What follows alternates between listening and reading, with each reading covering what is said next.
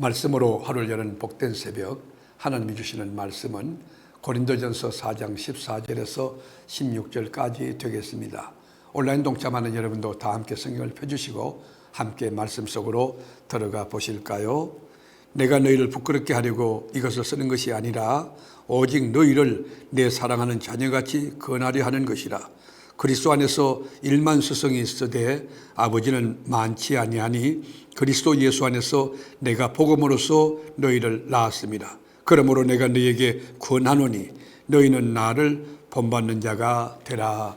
아멘.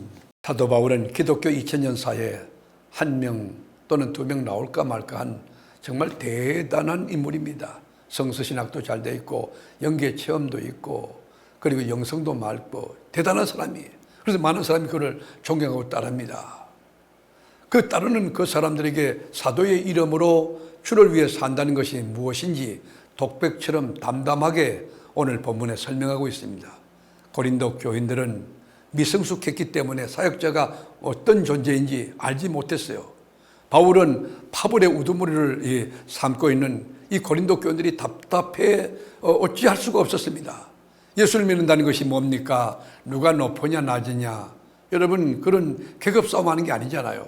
주를 위해 목숨을 내놓고 비장한 각오로 십자가의 길을 걸어가고 십자가를 지고 가는 것이 바로 예수 믿는 것이고 신앙이라는 것을 강조하고 있습니다. 주님을 위해 산다는 것은 세상에서 쓰레기 취급을 받는 것이에요. 뭐 저 사람 저렇게 하나, 저렇게까지 하나. 사형 선고를 받은 사람처럼 막다른 골목에 서 있는 고독한 사람, 그것이 뭐예요? 예수 제대로 믿는 거예요.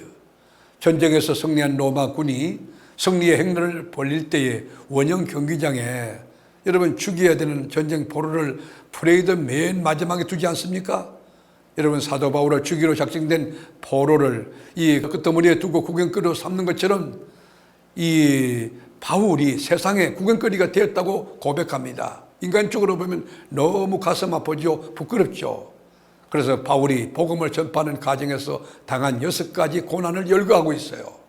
그 10절에 보면 그런 내용인데 우리는 그리스도 때문에 어리석다는 거예요. 너희는 그러나 너희는 그리스도 안에서 지혜롭고 우리는 약하나 너희는 강하고 너희는 존귀하나 우리는 비천하여 라고 말합니다. 즉 바울은 주님을 위하여 어리석은 길을 택했고 주님을 위하여 약하게 되었고 주님을 위해 비천한 자가 됐다는 것입니다.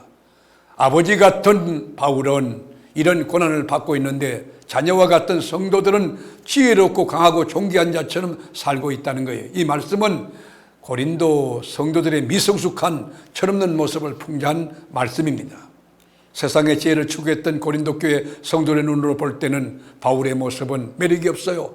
아주 어리석어 보여요. 이 추해 보였습니다. 그러나 바울은 세상의 강함을 거부하고 대신에 하나님의 약함을 택하여 갔습니다.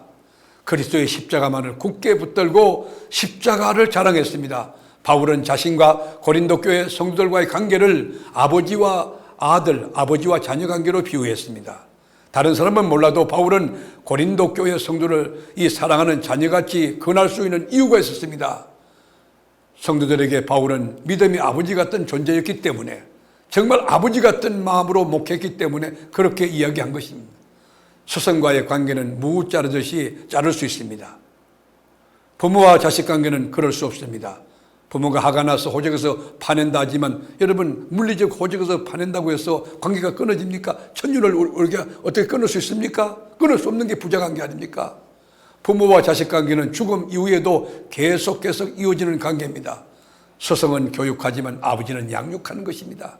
양육은 하나님 말씀으로 먹이고 입히고 섞이고 재우고 동거하는 관계입니다. 세상에는 말로 잘 가르치는 스승들이 많습니다. 사람에게 도움을 주는 멘토도 많습니다. 그리고 스스로 스승인 것을 자처하는 사람도 많습니다.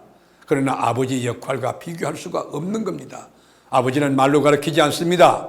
어떻게 사는가를 삶으로 보여주고 그리고 보고 배우게 합니다. 여러분 목회자를 볼 때 영적인 아버지와 같은 마음을 여러분 갖게 되기를 바랍니다. 목회자가 마음 놓고 책망할 수도 있어야 되고 가르치고 건면할 수 있어야 되고 여러분을 위해서 축복할 수 있어야 되고 때로는 엄하게 여러분에게 훈육할 수도 있는 그런 관계가 되어야 하는 것입니다. 이것이 정말 진정한 목사와 성도와의 관계라고 바울은 지금 이야기하고 있는 것입니다. 목사도 아버지의 심정을 가지고 참 진리를 붙들고 십자가를 자랑하며 십자가를 각인시키고 성도들의 마음속에 예수 그리스도를 심어놓고 완전히 그 말씀이 그들을 주장하고 세워나가도록 그렇게 해야 될 것입니다.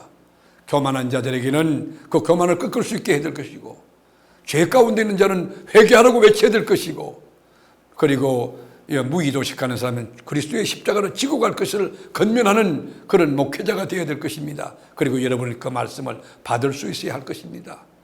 사랑하는 세계로교회 교우 여러분, 제가 38년간 이 교회를 선교 나오면서 저는 하나님께 감사한 것은 저는 부족합니다. 저는 허물이 많습니다. 그러나 하나님은 위대하시고 우리 교회가 얼마나 좋은 교회인지 성도 여러분들이 너무 훌륭했어요.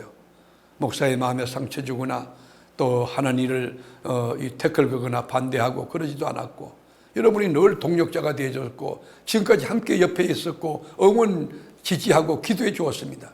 그것이 담임 목사로서 자랑입니다. 자부심입니다.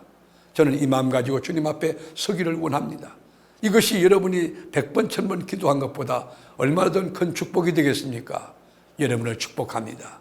진리 안에 거하고 그리스도만을 높이며 우리가 어떤 말씀인지 받을 수 있는 옥토 같은 심령이 가난한 자 되므로 하나님 나라가 심령에 유하고, 여러분이 안고 사는 그 모든 곳에 주님의 나라가 이루어져서 여러분 보면 예수 믿을 마음이 생기는 예수의 향기, 예수의 편지가 되기를 주님의 이름으로 축원합니다.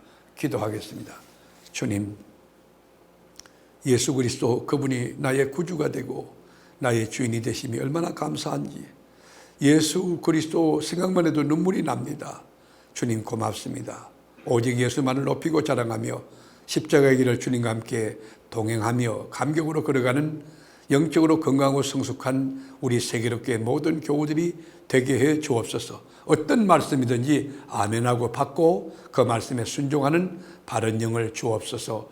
예수님의 이름으로 간절히 기원하옵나이다. 아멘.